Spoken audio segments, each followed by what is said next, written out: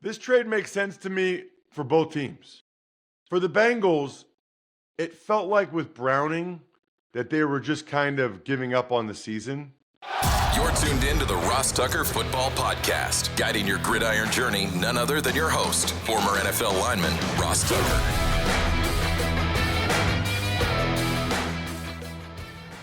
Oh, yeah, it is. But it's not just any Ross Tucker Football Podcast. It is a Picks Wednesday where I tell you who I think is going to win every game in the NFL, straight up, not against the spread. If you're into against the spread, we got the Even Money Betting Podcast for you on Tuesdays and Thursdays.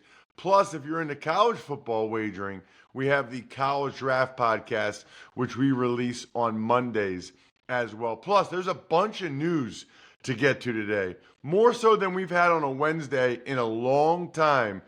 A couple of major trades. We've got fines of coaches and executives for inappropriate behavior. There's a lot to get to on today's episode of the Ross Tucker Football Podcast. We make sure you know everything going on in the NFL in about 28 minutes or less every single day, Monday through Saturday. We give you Sunday off to get ready for the games. It's big show time.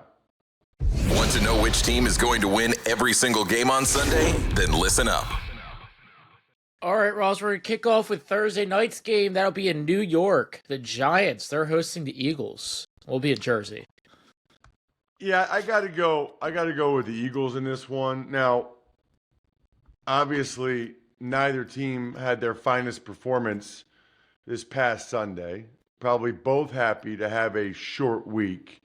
I like what I've heard about the Eagles on Monday having a couple-hour conversation between Jalen Hurts, A.J. Brown, and Saquon Barkley. I don't know what those guys discussed. I don't know whose idea it was. Obviously, there's been a lot of talk in Philadelphia about A.J. Brown and Jalen Hurts' relationship, which would lead me to speculate, and that's all that it is, that Saquon Barkley sort of organized this meeting. And whether he did or not, I think that's a really good sign for the Eagles. Now, ultimately, we'll have to see how it plays out. If you're the Giants, and I said this on my Ross report on social media, at Ross Tucker NFL, talking the Eagles a couple days a week, usually 3 on social media. If I were the Giants, I would really try to run Cam Scatterboo in this game, control the clock, play keep away. I would mix in a bunch of Jackson Dart runs as well, because you don't want to have Dart throwing the ball over the place, potentially turning it over. Dart, what he does with his legs is pretty impressive. And then have your D-line get after Hurts. You know, I certainly wouldn't blitz that much. You know, the formula for playing Hurts right now is to play zone and rush 4. It's almost like the longer Hurts holds the ball, the more time he has, the worse it is. He's better off when he gets the ball out in rhythm. The Eagles' offensive line protected him very well at times on Sunday against the Broncos, and he usually wasn't able to make the Broncos' back end, especially the secondary, make them pay. Ultimately, it's hard to have watched the Eagles so far this year and expect them to pull away from the Giants and really win by a significant amount. I don't see, though, how the Giants score a lot of points. Feels like, I'll say 23-13 Eagles. Got the Tim Tebow, the Broncos, they're at the Jets. Ooh, I like that, Jack. T-Bowl. I like that. You just come up with that, or you've been thinking about that all day? I've been thinking about it for 20 minutes. Okay, good. It works. So I got to go with the Broncos. The Jets are the only winless team in the NFL. I don't think the Jets are going to go winless. I think they'll win a game. Could be this one, but I'm not going to predict that to happen. I think the Broncos have a really nice team. They've come to play in all 5 games so far. Even their 2 losses, I thought they did a lot of really positive things on the road in Indy. Obviously, they had that crazy penalty at the end of the game, and on the road against the Chargers.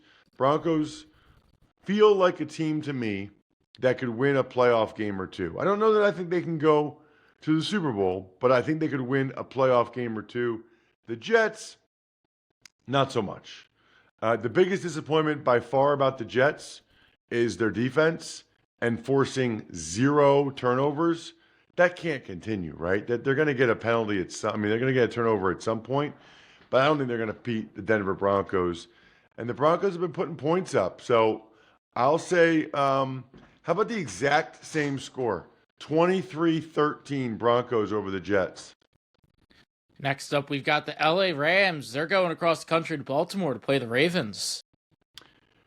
So it's Wednesday, and I don't know how many of these Ravens players are going to be back this week that missed this past week. By the way, the Ravens are making moves from a trade standpoint. We'll get to that in the news in a little bit after we're done with the picks. But the Ravens are making multiple moves, actually, which is something noteworthy.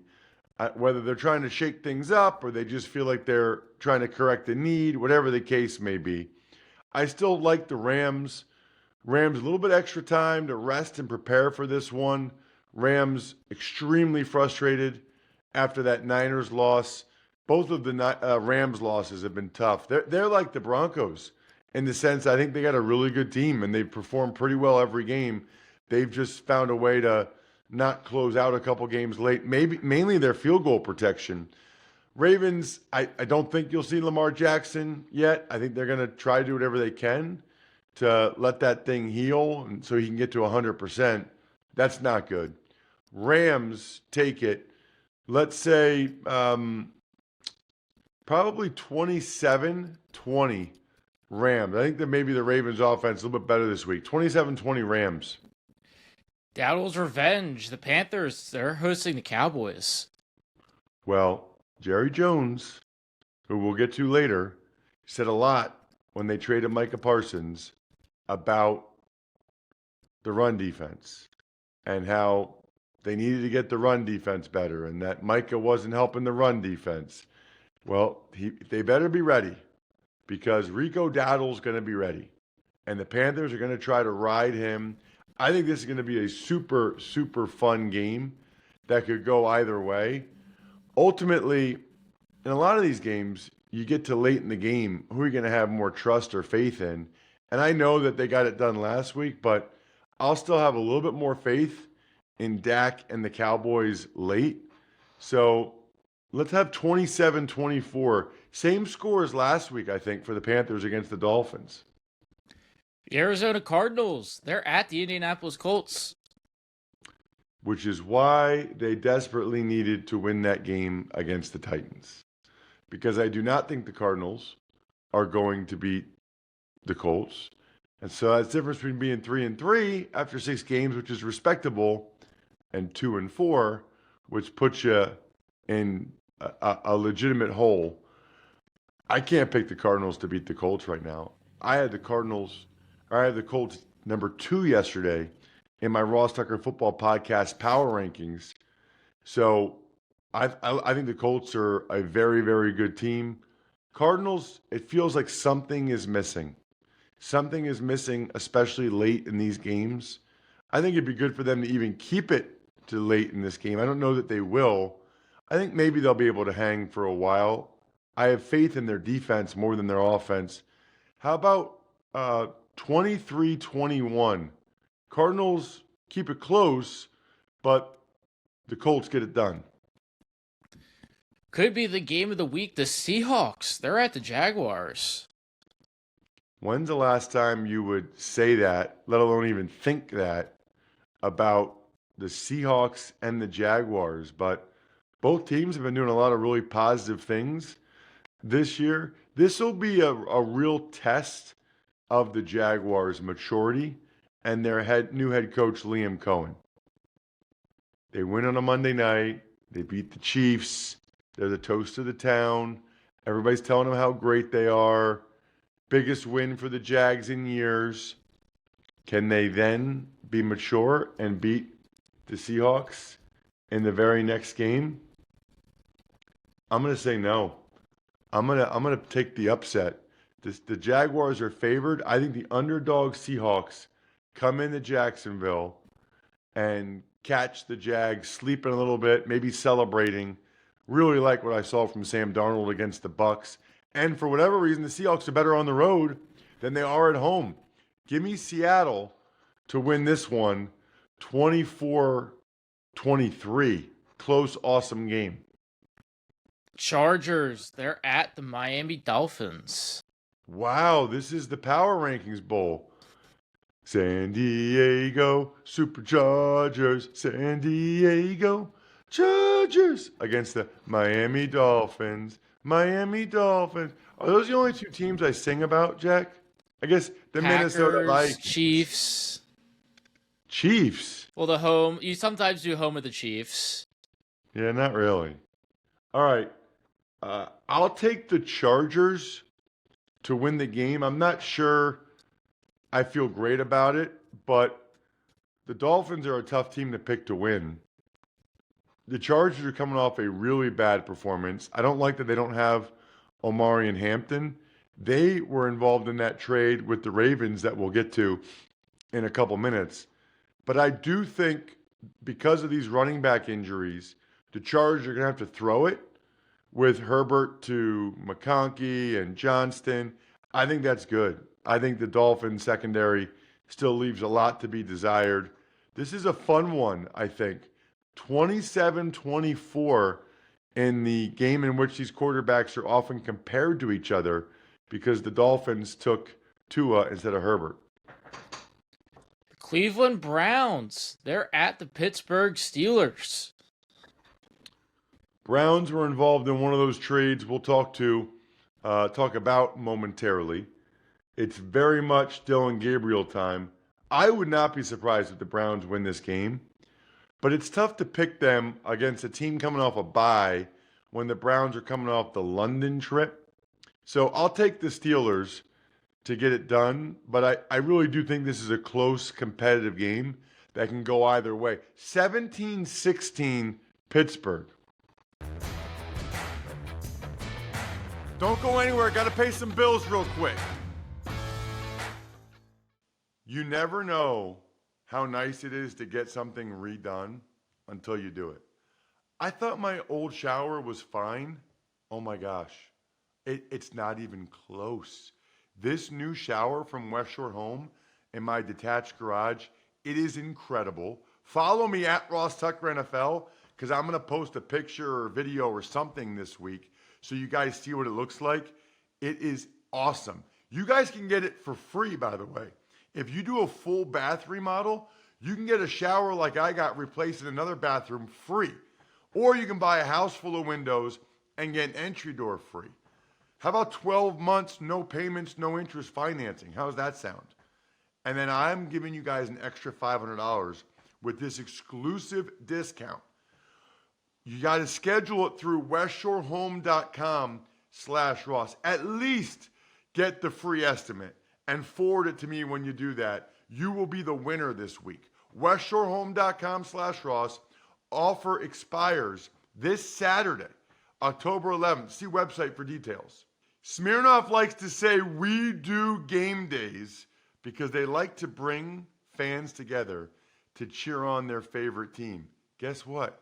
I get to do game day on Saturday, not as a broadcaster, as a dad, which will be fun. Smirnoff has that long history. They've been around since 1864. It's an award-winning vodka. It's the world's #1 vodka and an official vodka partner of the NFL. Grab a bottle of Smirnoff at your local retailer and head to Smirnoff.com to find recipes of delicious cocktails perfect for game day. Please drink responsibly. Smirnoff No. 21 vodka, distilled from grain, 40% alcohol by volume. The Smirnoff Company, New York, New York. Please do not share with anyone under legal drinking age. The New England Patriots, they're at the New Orleans Saints. New. So, I think I'm going to go with the Patriots because I have a strong tendency to go with the better team. And I do think the Patriots are the better team, and that's reflected in my power rankings. But they could have a little Jaguars-itis here, too. Winning on Sunday night, on the road, against the Bills. Huge win for them.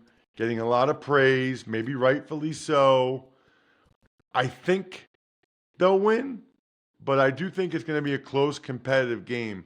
I'll say Patriots 23, Saints 20 in a good one.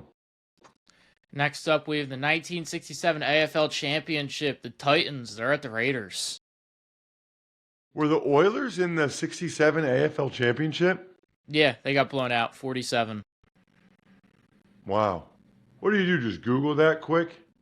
I felt like I heard that matchup before, so I Googled it to see what year it was. But I mean, that was Super Bowl era, so it's like I remember the Raiders were in the Super Bowl at that point. Well, I think the the Oilers with like Earl Campbell and Dan Pastorini, the Oilers were good in the 70s, and so were the Raiders. So they probably played against each other in the playoffs in the 70s also. I'm going to take the Raiders because they can't lose at home to the Titans, right? And the Titans kind of got their win. They got the monkey off their back. The Raiders can't really be this bad. They got to find a way to beat a team like the Titans, especially at home. Back-to-back games out west, by the way, for the Titans. I'll take the Las Vegas Raiders.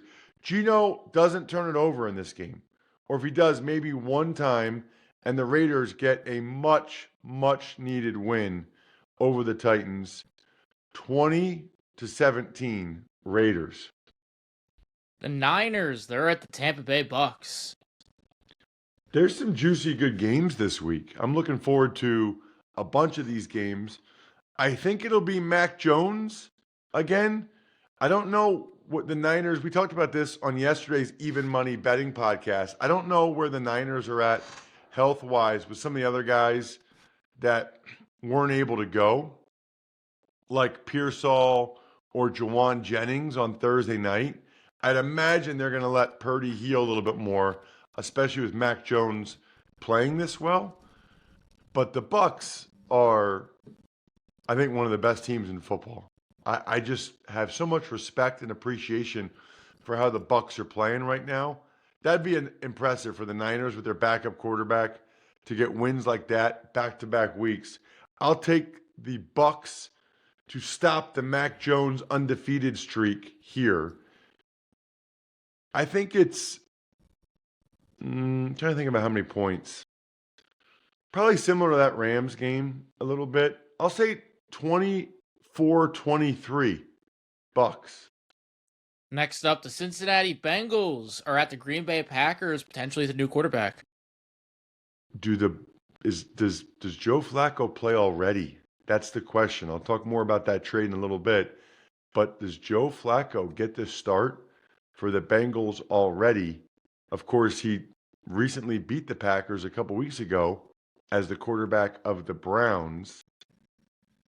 Fascinating element. Guess what? I'm going to say no. I don't care who the quarterback is for the Bengals. I'm not picking them to go on the road against the Packers and win this game. Packers coming off a bye. I think that they're going to come out and play extremely well. I think this game is 27-17 Packers, no matter who's at quarterback for the Bengals. The Lions, they're at the Kansas City Chiefs. What an awesome Sunday night game. Very, very much looking forward to it. Feels like a great Sunday nighter. The Chiefs offensively are certainly playing better. I'm surprised that defensively they gave up 24 points. Obviously, the Devin Lloyd pick six was sort of fluky, but I like the Chiefs to get the win. I think the Lions are the best team in football right now. Number one in my power rankings, but I do think tough spot for the Chiefs. Short week, after a road Monday night game, but I think they get it done. I think Mahomes and the Chiefs find a way to get a really cool game done. 27-24, Mahomes magic late, KC. The Bills, they're traveling to Atlanta. They're playing the Falcons. There are two Monday night games. They're doing that overlap by an hour thing again. And I'll take the Bills. I think the Bills are a good team. I know the Falcons coming off a bye. I know the Falcons will be ready. But I think the Bills are going to bounce back. The reason why they lost to the Patriots was the turnover battle. I don't really envision that happening again. I got the Bills getting it done on the road against Atlanta. I don't think Josh Allen's going to allow them to lose this game. Decent amount of points. I think the Falcons will move the ball pretty well, but ultimately Josh Allen and the Bills get it done. 27-23. Let's go, Buffalo. And we'll wrap up, which seems like the most Monday Night Football game of all time, the Bears at the Commanders. Why most Monday Night Football game of all time? I don't know. It's just like when I think Monday Night Football in like the fall, like I just envision these two teams are like always sort of playing in my mind. That's interesting. I'll be on the call for this game for Westwood One. Just drive down Monday afternoon, call the game, drive back afterwards. Should be a fun one. The number 1, number 2 pick in last year's draft, the 2024 draft. I like the Commanders. You know, they're a different team with Jaden Daniels. I like the way they played against the Chargers. Bears coming off a bye. Lots of time to get ready for this one.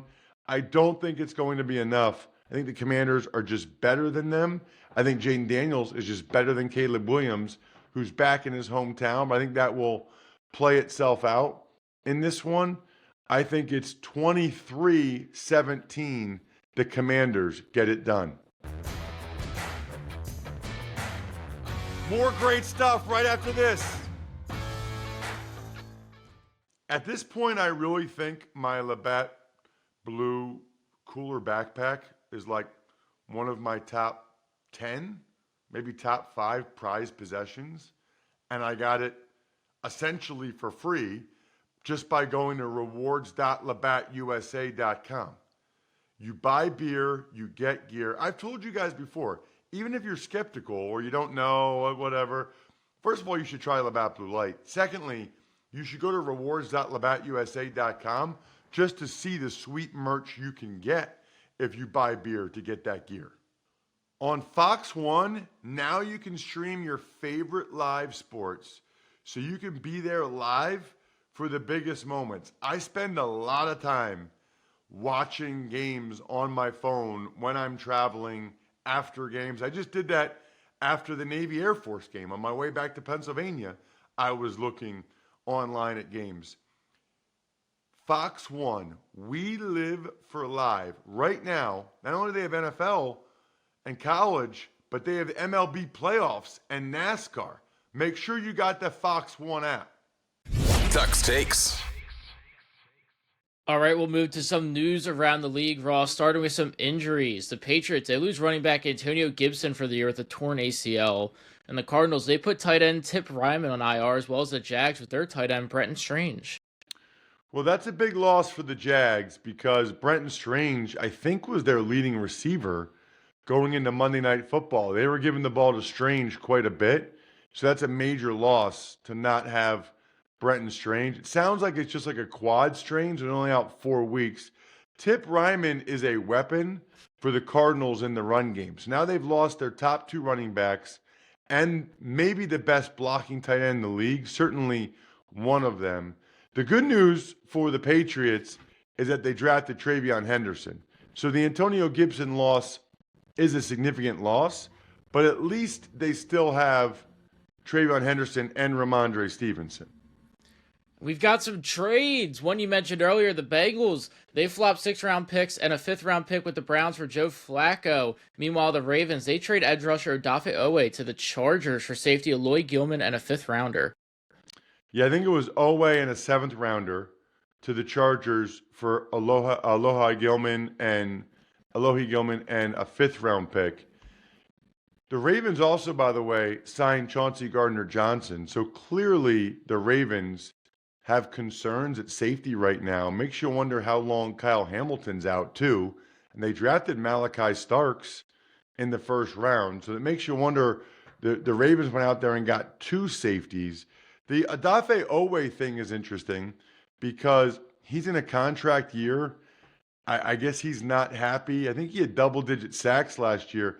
I would think he'd have a chance to have had a pretty good year and get a really nice contract.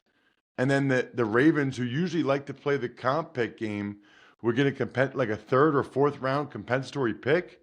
So that's a little bit surprising. I wonder if the Ravens for whatever reason, were just kind of ready to move on from Oweh, and the Chargers, without Khalil Mack, realized they need someone else that can give them some pass rush. As for the Bengals-Browns trade, that is so rare that I'm going to make that my Labatt take of the week. This trade makes sense to me for both teams. For the Bengals, it felt like with Browning that they were just kind of giving up on the season. They thought he would play better than this. They thought they had a really good backup because of how he played a couple years ago. It wasn't happening, and I think, especially given the fact that they're at least saying that Joe Burrow could come back later in the season. I highly doubt that, by the way, but at least they want to give their fans and their players hope, and they believe that Joe Flacco gives them that hope. We'll see whether or not Flacco plays any better than Browning was. For the Browns, they weren't going to put Joe Flacco back in again anyway. They're going to give it to Dylan Gabriel for a while, and then if they move on from Gabriel, it's going to be Shedeur Sanders. So moving on from Joe Flacco was no big deal for the Browns at all. So they move up around, and they get a chance to see Shedeur Sanders potentially sooner rather than later. Some transactions around the league, kind of what you were just talking about. The Bengals, they cut a couple quarterbacks in Mike White and Brett Rippon. The Saints, they signed corner Michael Davis, and something you mentioned earlier, the Ravens signing C.J. Gardner-Johnson. So fascinating. The Ravens to double down with Gilman and Gardner-Johnson at safety tells you that they're not happy with their safeties, and or maybe Kyle Hamilton's out longer than we thought. Michael Davis is a veteran corner, and I guess I'm assuming maybe Brett Rippon and or Mike White. I don't know if those guys asked for their release, but they cut both of them when they brought in Joe Flacco. And so maybe one of them asked for their release or whatever. Clearly, I think they probably thought that maybe they would get a chance, but the Bengals didn't really want to put Rippon or Mike White out there, which I think goes to show again that part of this is like the name recognition of Flacco on some level and the hope that it gives to the fans in the locker room because of his previous accomplishments. And we'll wrap up with some fines. Cowboys owner Jerry Jones, he's getting $250,000 for flipping the bird, and Jonathan Gannon's fined $100,000 for his interaction with Amari DiMercato. So let's start with the Gannon one, because it's hard to tell from that video what contact there was, if any. It appears as if there was some level of physical contact from Gannon to DiMercato. I give Gannon credit for apologizing to DiMercato personally, apologizing in front of the entire team, telling the media that he prides himself on staying even-keeled. I don't know how those guys do it. It would be very hard for me to stay even-keeled in some of those situations, especially that situation. So, but the NFL realizes they can't have coaches making any contact with players. As for the Jerry Jones thing, the fact that he said it was inadvertent and he was trying to give thumbs up, what a legend that guy is. Absolutely hilarious.